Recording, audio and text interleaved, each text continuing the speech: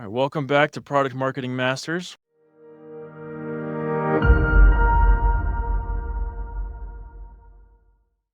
I'd like to introduce our next guest, Ashley Deibert, three-time CMO in the SaaS space. Ashley, thank you so much for coming on the show today. Thanks for having me. Well, you know what? Let's just go ahead and get right into it. Do it. As AI has been getting, a lot of hype, especially in this last, year or two. How would you say that the marketing and tech industry has changed in 2025 and what it's looking like in 2026? Yeah, I think in 2025, if you weren't actively building, promoting, implementing, and helping your customers go faster with AI embedded tools, you're definitely very far behind the curve. I do think I hit our industry pretty hard and fast while people are still, scrambling to keep up. I think as a CMO, I was really looking our vendor, the vendors that provided tech services for us, what is at least on your roadmap? Like we understood if it wasn't fully up to speed and looking for those that could not just implement a tool that was AI embedded, but also had a really strong point of view and an understanding how this was going to kind of lead us into the next chapter. I think on the other side of just like necessarily the tech implementation, but on the people side of things, more and more kind of recruiting cycles, we're looking at people who have experience with AI tech or at least an affinity for it. So I think it's hitting us from both sides, from both kind of the people and the tools. That's totally fair. I've definitely seen its use quite a bit. How have you leveraged AI?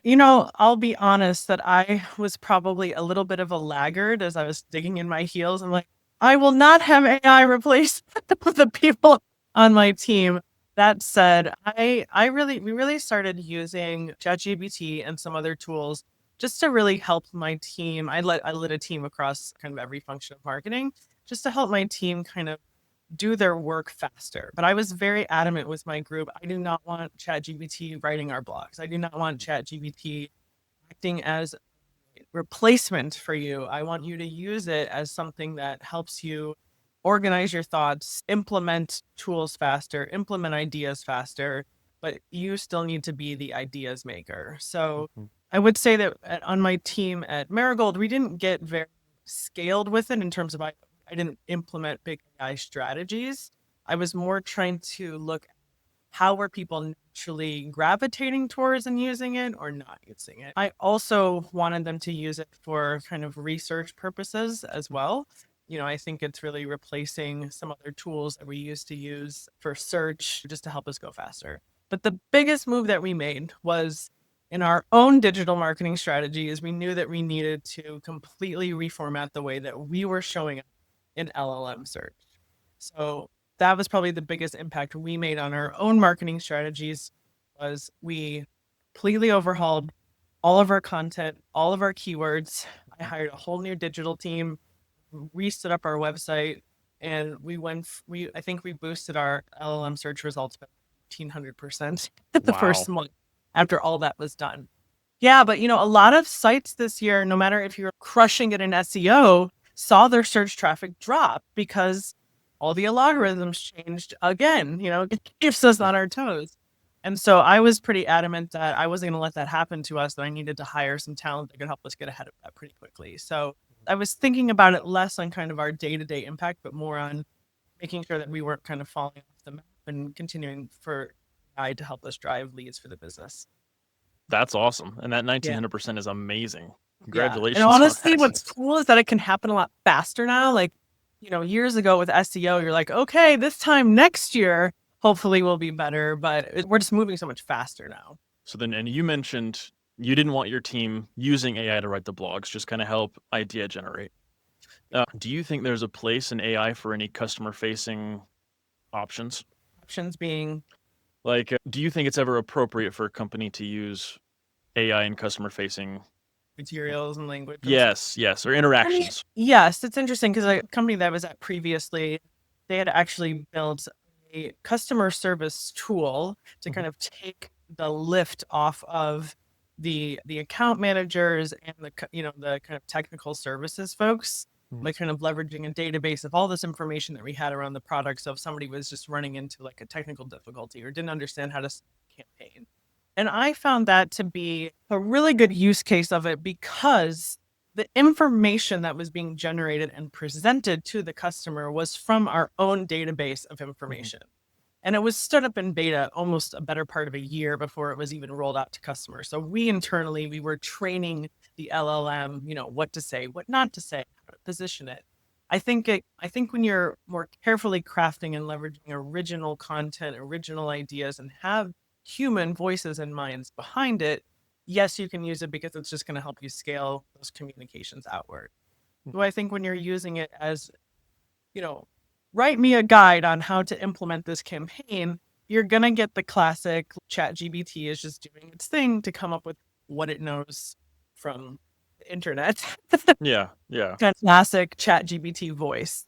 And then I do think that it starts to kind of muddy and soften the content to a point where it doesn't feel authentic to the customer. So the answer is yes, and it needs to be carefully crafted in mind by humans. And I completely agree with you. Especially like when you're crawling all over LinkedIn and see how much just ChatGPT and other AI written content there is. It's awful. it's an eyesore. It is. And it's like, just because you give somebody a tool doesn't make them an expert in something. And it's interesting that you brought up that use case. That's kind of my biggest fear, is that content's going to get so watered down now. I think it's up to people and brands to figure out how you're going to cut through now AI noise of the unoriginal content that people were too, frankly, lazy to come up with without the use of a bot. And when you guys were, writing your blogs and keeping them a lot more human-centered than AI generated, did you ever receive, customer feedback on either pros or cons of that? If they recognize? Yeah, I didn't directly receive customer feedback, but I know that we put out a couple of kind of big research reports over the last year, and those were, very well received. And I felt like we were able to use those data points in lots of different content, whether it was, speaking at conferences or just handing this to our customers. And they felt like, okay, this company is still going out there and surveying the people and trying to understand what people are thinking about, just pulling this from multiple data sources. That tended to go over a little bit better than more generic style content. But I myself hadn't talked to customers directly. I do know that part of our brand voice was to be as authentic as possible, because we were the experts in this space for like 20 plus years. So Yeah. I think it helped that customers felt like that they could trust us when they had a question about how to implement a campaign, or when something went wrong, or referring us to another business, that we were trustworthy. And that's good. That's awesome. I know with other leaders that I've talked to, they talk a lot about how that customer feedback is one of the biggest things that helps shape where they want to go as a company. And, in the product marketing realm, customer feedback also helps a lot with positioning and competitor info and all that stuff.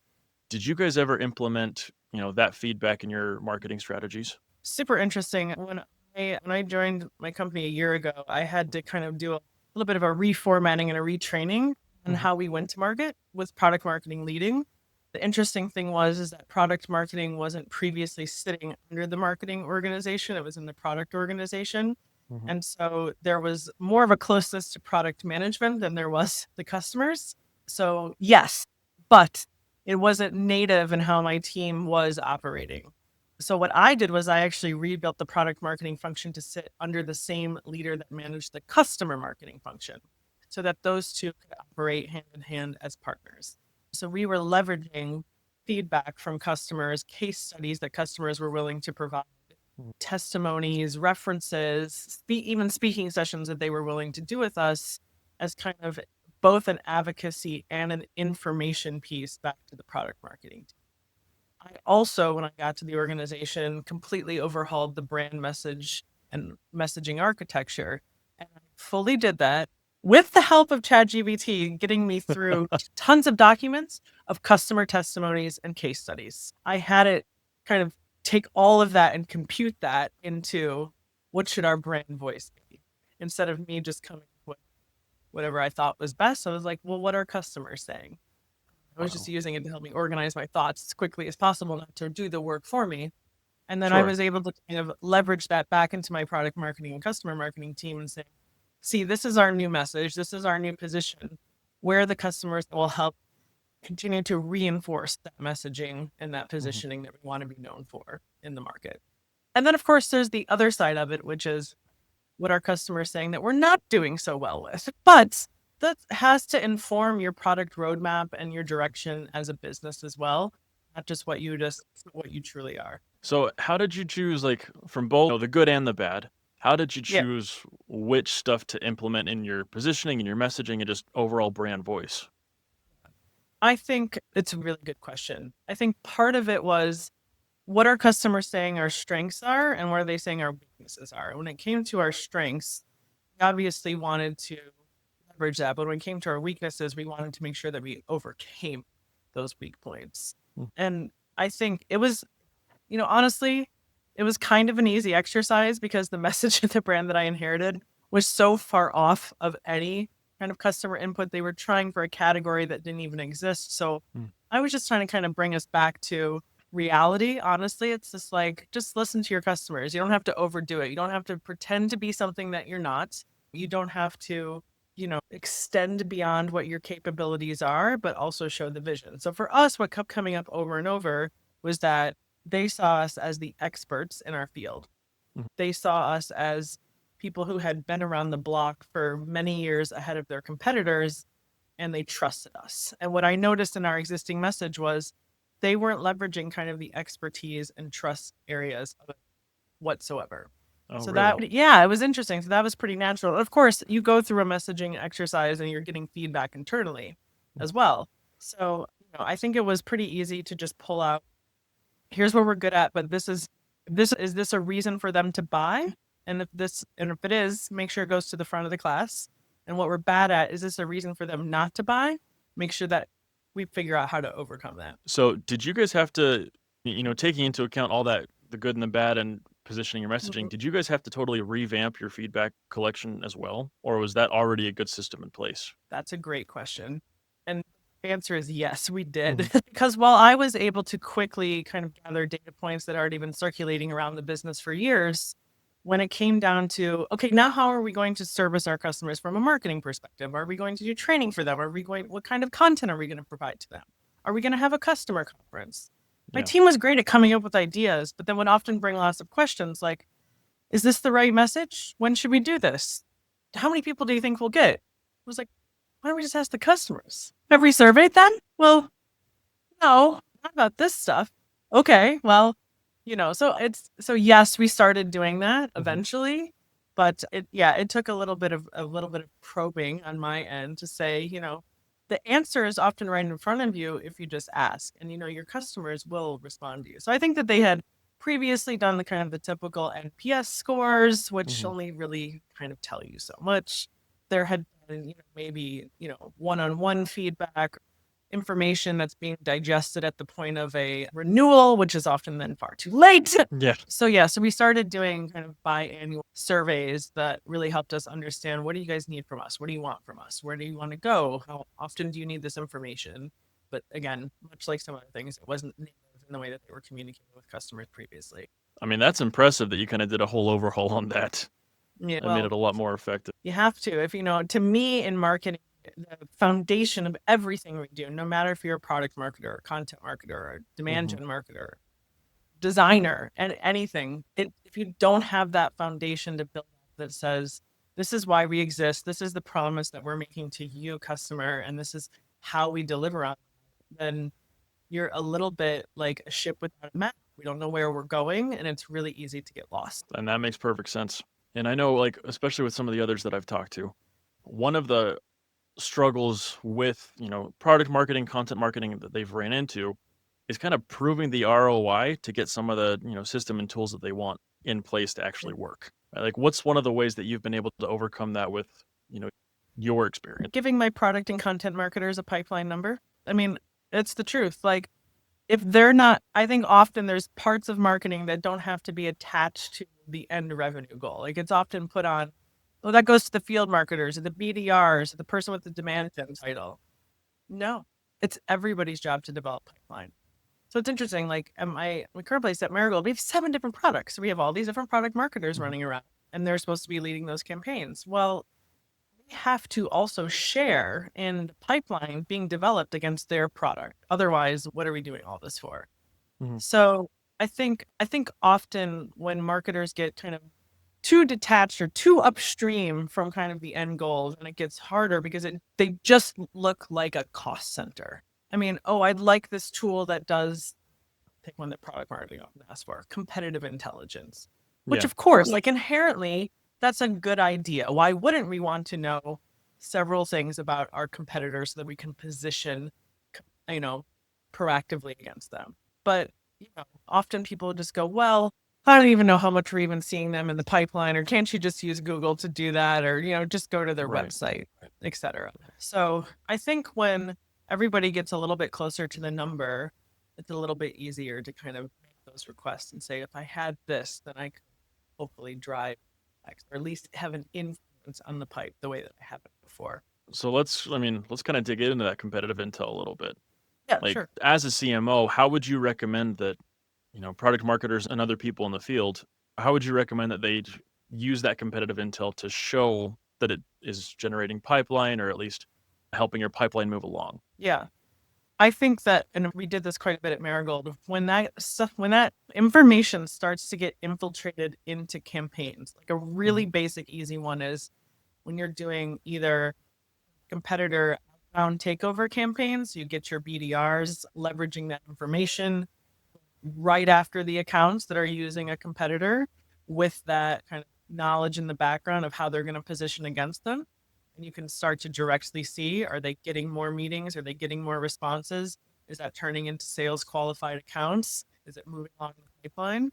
That's one. Another really easy one is infiltrating that information into your digital campaign. So we did this a lot Hmm. at Marigold. We used this direct information to spruce up our keyword strategy, but then adjust the language in our ads that were targeted directly at competitors' language. So you can start to see, is the conversion rate on your ads going the right way, going up and to the right, as well as what are the kinds of companies that are now starting to inbound, or we're starting to capitalize from those campaigns. And then, there's all the way down to the end, which Hmm. is how many did we take from our competitors, or how many did we defend against our competitors? We were always tracking, what the competitive sets were in kind of our sales process or RFP process. So it was really easy to start to attach those investments against the campaigns that we were running competitor takeout. And did you guys see, kind of the rise and fall of different competitors? I mean, yes and no. We're in a, because we have so many different products, it makes a Hmm. competitive set like pretty wide. I would say I say yes and no because no on the side of it always felt like we had somebody new to think about. Because not just Right. 7 different products, but we're in Europe, we're in Japan, we're in Asia Pacific and the States. Hmm. Your competitive set even broadens. But yes, in the sense that when we were going head to head with really specific of our tier one competitors, we could start to really man mark we were winning and losing against them. And, more specifically, where the weak and strong points were as we were kind of looking at the head to head tools. Gotcha. So you guys were able to analyze, hey, this would be a very good angle for us to take, or sometimes we're a little weaker here. Maybe let's try and redirect. Especially with our tier one competitors, we always walked into the sales situation usually knowing or having a pretty good idea who was in the deal, and then kind of knowing, okay, this is how they're going to sell against us and how we're going to sell against them. No, that makes perfect sense, Ashley. Yeah. Love the strategy. Yeah. You guys had some pretty good strategies going on there. Yeah, we Uh, did. And look, we were in a pretty deep space. Like, we have tools for email marketing and personalization and mhm. loyalty. It's a deep competitive space, and these tools have been around for quite some time. So it's not like it's a very defined category. So that was Yeah. why it was very important for us to come in with a competitor strategy, because they were there, The waters were shark infested. Yeah. Yeah.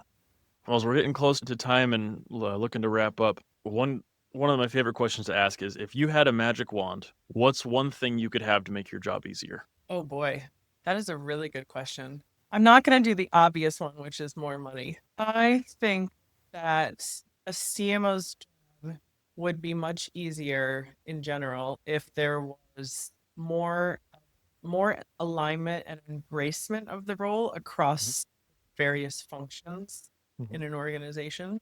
So, in my experience, we often have to spend a lot of time explaining Yeah. or investing in And I think some people would also say our jobs would be easier if not everybody thought they were a marketer. Or we kind of make a joke like everybody's a marketer. It's like the one department where everybody brings their ideas towards. I actually don't think that. I've learned to embrace that and enjoy ideas. Doesn't mean I take them all. I mean, but you never know where your next best idea is coming from.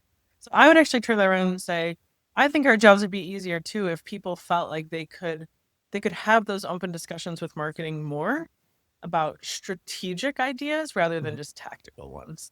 I think that's a That was a great couple idea. of wands. You know what? It's all one umbrella wands, right? It's all under the same umbrella. Okay, well, that's all the time that we have for today, Ashley. I really appreciate you coming on the show. Anytime. Thanks for having me.